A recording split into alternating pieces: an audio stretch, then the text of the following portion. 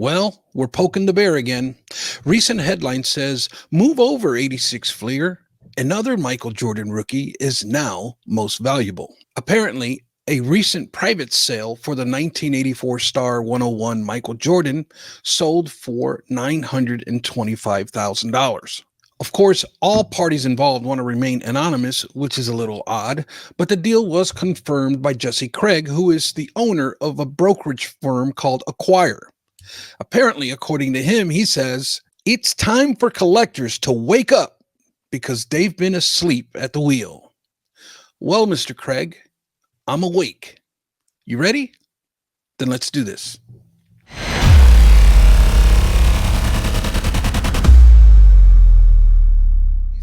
Since the news of this sale broke, other hobby influencers have told their story, I guess, in an effort to elevate the hype.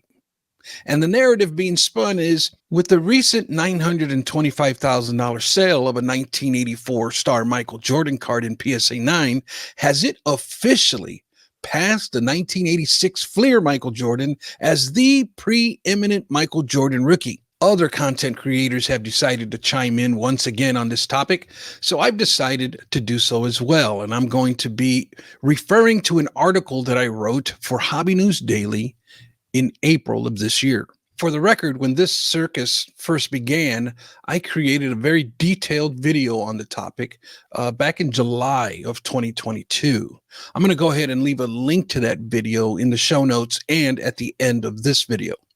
But I really don't want to regurgitate what I said in that video, so I'm going to come at it from a different angle. Also, stay tuned because at the end of this video, I'm going to be sharing my thoughts on this article released by Beckett Basketball Monthly, which was referred to me for the purposes of correcting my viewpoint. So stick with me because I'm going to share my thoughts on that article. Well, for almost 10 years now, I have dedicated my life to studying how the rookie card has evolved. I look at the past and present day status of the rookie card, all in an effort to better understand this hobby icon. And I can tell you from my last visit to the Dallas Card Show back in November of 2023, I had the opportunity to sit down and have lunch with Dave Senzel, who is perhaps the main guy who is spearheading and advocating for the star cards. He's very well known in many circles. He has sold cards to Jeff Wilson and is a big advocate for the star brand. So him and I have mutual respect. We kind of poke at each other, but at the same time, there's a lot of respect for each other's viewpoints. And so here's perhaps the most concerning part for me in all of this, and that is rewriting history. Rewriting history is the most concerning thing to me in this entire narrative. History is about understanding facts. It's about the story of how we got to where we are. In my studies of the rookie card, especially with the 1984 star, I often imagine myself in that era, and I ask myself key questions like, what were the rookie card guidelines and standards for that day? I also ask myself things like, what was the hobby's view of these cards back then? A common mistake that we make today is that we'll try to use the rookie card standards of today and try to implement them to the 1984 star. And this is erroneous. This is literally rewriting history. As the rookie card boom of the 1980s came into formation, tough decisions had to be made. Now, whether those decisions were right or wrong, or they line up with your beliefs or my beliefs, it's irrelevant. History is what it is, and we shouldn't try to rewrite it, but we can learn from it. It's like saying today, you know what? In 1776, the founding fathers, they got the Constitution of the United States wrong. I think we should go back and rewrite it. How ludicrous does that sound? The argument that says the card was licensed and it was in Michael Jordan's debut year is a great point. I love this principle. It's a principle that I live by. It's one that is valid and it makes sense, and it's one that I agree with. However, that was not the only principle in 1984. Licensing and first year debut is only part of the equation. We must also include the principle of fair and equal distribution for everybody.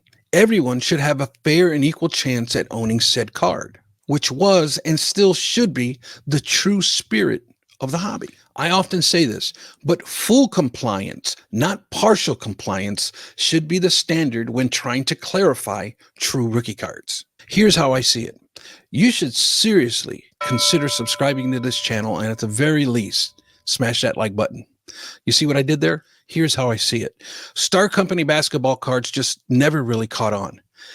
Consumer confidence suffered with the seemingly negative publicity that Star cards were getting.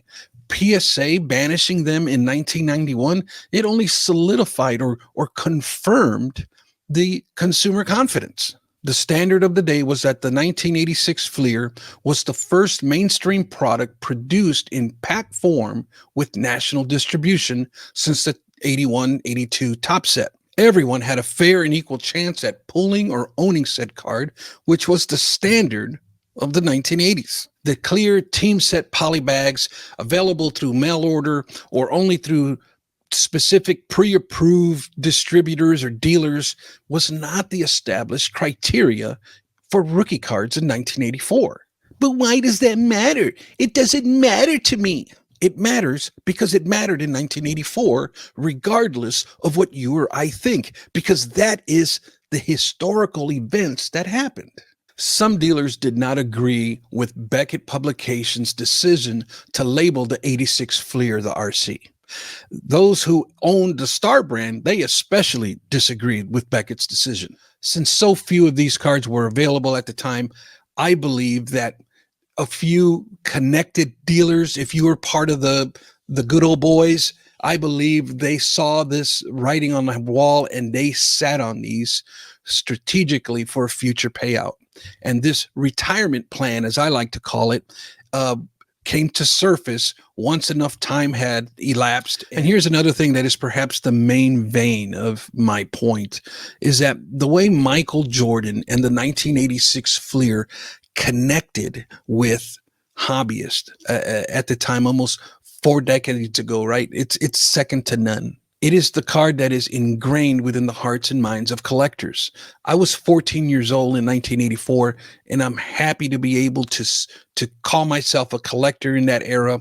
I'm also very proud of the fact that I grew up in the Chicagoland region, and I was able to, from 1988 to about 1999, we watched Chicago Bulls games on the daily. It was a way of life for this region as we saw the story of Michael Jordan unfold. And you cannot tell me otherwise, that in my heart and mind, the 1986 Fleer has always been and always will be Michael Jordan's true rookie card. I question a lot of these guys. Did you even watch Michael Jordan play? Were you a fan of Michael Jordan? Did you even collect his cards? Do you know the importance of the 86 Fleer? I don't believe that they thought this all the way through. You're talking about the greatest athlete of all time. So let me talk about this Beckett article, which was released October of 2022. I left a comment on one video and they referred me to this magazine article. They says, you're wrong. You get this article, read this article. It's going to explain it all to you. And that's going to be the end of it. I said, okay, I'll take you up on that challenge. I got the magazine and I read the magazine, read the article. And there's a couple of things that really stand out to me. And I'd like to express them here. The title of the article is "They're Real and They're Spectacular." And I've really found the subtitle very interesting, saying, "Learning to Embrace the 1980 Star Company," written by a very popular author, which I have a lot of esteem for, and that is Mike Payne. But a few things that I want to just discuss. I'm not going to get into details. It's a pretty lengthy article, so I'm not going to get into, but I am going to give you some thoughts here. Number one, even with this article and all the hype around it, Beckett still shows the 84 Star as the XRC and the 86 Fleer as the RC.